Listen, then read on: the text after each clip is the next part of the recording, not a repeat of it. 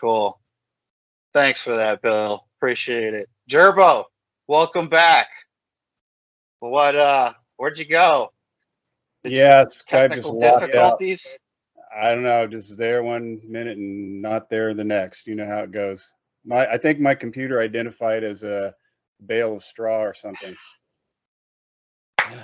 which doesn't get good Wi-Fi. Uh, I was gonna say you don't have to deal with the PastaNet issues that Brad does. Roger that. Yeah, Yeah. No, we Bill and I were just to kind of catch you up to speed while you were away. I was asking him about how his identities and roles and priorities changed from going from his final position in uniform to going out of uniform. And I referenced some of the conversations that you and I have had in the past. You know, some people separate themselves with a pretty wide gap. Some, kind of transition to something that's very closely related. So I was hoping that you could kind of speak a little bit to generically your how you perceive your identity shifted over the years from your uniform and then where you are now. And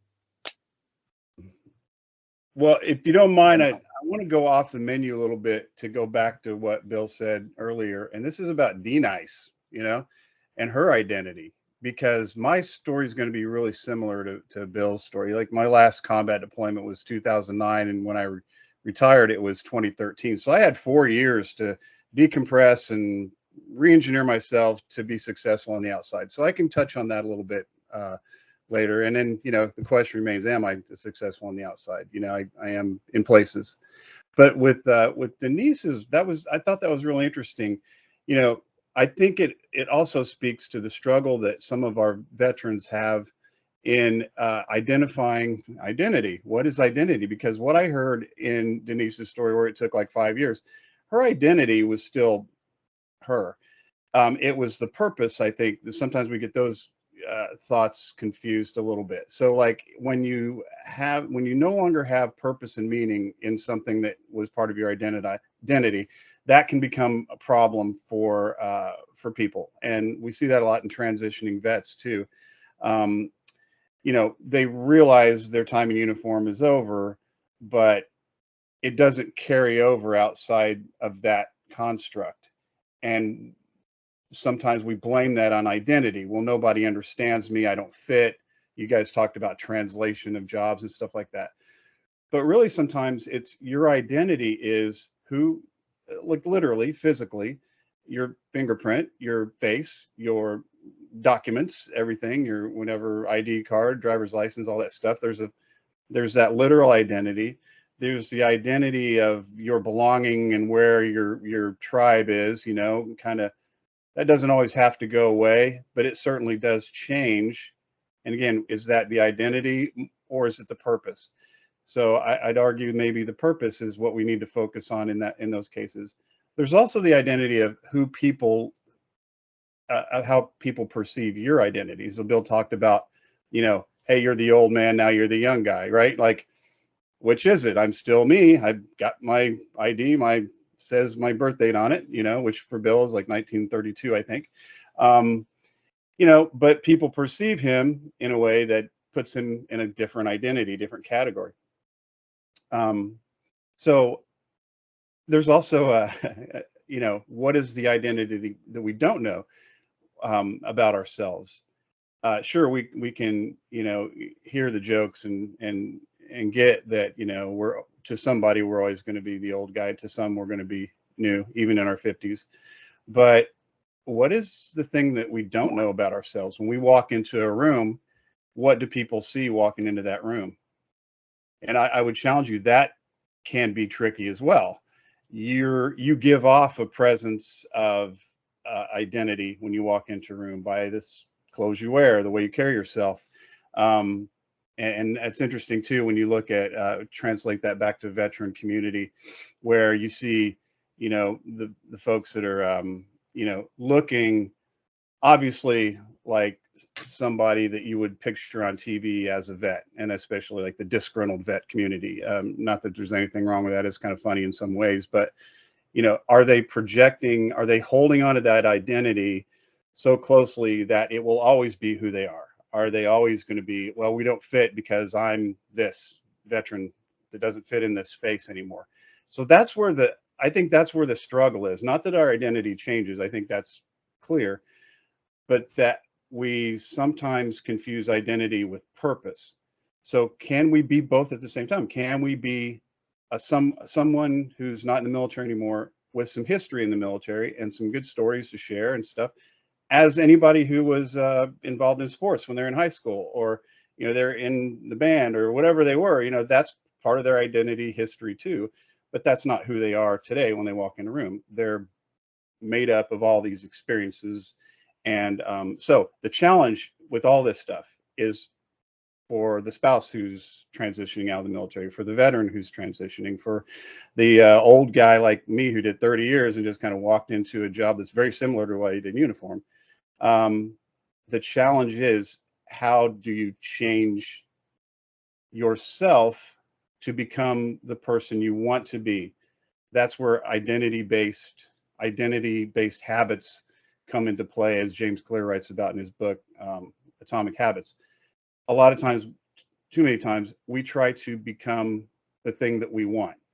We try to change ourselves in order to get the job we want or get the outcome. That's outcome-based identity habits forming. So that's not as sustainable, because you're always reaching for that next thing. What do I have to change about myself? What do I got to fix in my resume so somebody will get me? Well, maybe that's not really the focus. Maybe it's, who do I want to be going forward, and work on that. And then celebrate small victories along the way. Hey, I got the interview. I wasn't just talking about, upgunning in combat operations and all the, negativity surrounding, combat and those experiences and stuff, or making light of it so that the civilian doesn't understand us. And we kind of set ourselves up, didn't we, for not fitting in that organization. What do we want to become? Do we always want to be stuck in that model, or do we want to be something rebranded? Somebody who can take those experiences, translate them into something. Are we leaders? Are we dads? Are we teammates? That's the thing that I identify with. Am I somebody who likes to get in shape? And am I somebody that doesn't doesn't skip leg day at the gym? Whatever that is for you. Those are the small victories, going there and doing those things. And then your identity is changing because you're changing your identity. But you're still who you are. You still got pictures of you like all gunned up and with Rhadamanthus, right, Bill? The big machete and the and the Camelback, That's still who you are, but that's not who you walk around being right now. And people would, I think, be surprised to know you now and know your history when you're in your 20s and 30s when me and you were hanging out. I mean, they would just, like you said, they sometimes maybe not even believe it. Like, I can't believe you guys, that really didn't happen, did it? Like, yeah. So anyway, identity is a tricky thing, but it's always going to change. I think that the problem we run into is when we hold on to it so closely that it weighs us down, and we don't admit that we need to change. Oh, that's who I am. It's tied to my belief system and all this stuff. Well, maybe not necessarily. I think you can still be you with all these different Mario hats, that he talked about in his piece. So I kind of dodged my own the question you had there, Mario, but I like to kind of reframe it in the focus on people who have a harder time than I did struggling with that identity piece. I'll take a break and let you guys jump in with any comments.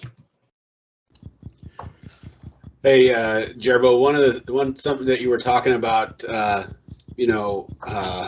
with the job transition and the identity that you provide. One of the things that when I was transitioning and I got the interview based on the resume that Dr. Dan sort of helped me put together, and the lab actually flew Denise and I out to here, for the series of interviews. and we spent the night before flying to DC or to Washington State with Dan and his wife Pam. And one of the things I asked was, well, you know, how do I act during the interview? You know, this is I'm a little nervous. You know, how do I act? And he said you have to be yourself. You know, whatever that self is, because you're not just trying to get that job. It's not just trying to impress them, but you need to also make sure that you're a good fit for the organization, right? That you're going to be happy there. Because if you have to pretend you're someone else to get the job, then, you know, how long can you keep up that facade if that's how you're going to behave? So he said, just be yourself, just not too much of yourself. So that was perfect. Hey, yeah, that is a real world story of the what James Clear wrote about, the outcome based versus the identity based. You know, not getting the job you want, because is that sustainable? Because you'll get that job and then you'll still be the same person. And how long can you keep that going? Like you said, that's a great example. Thank you.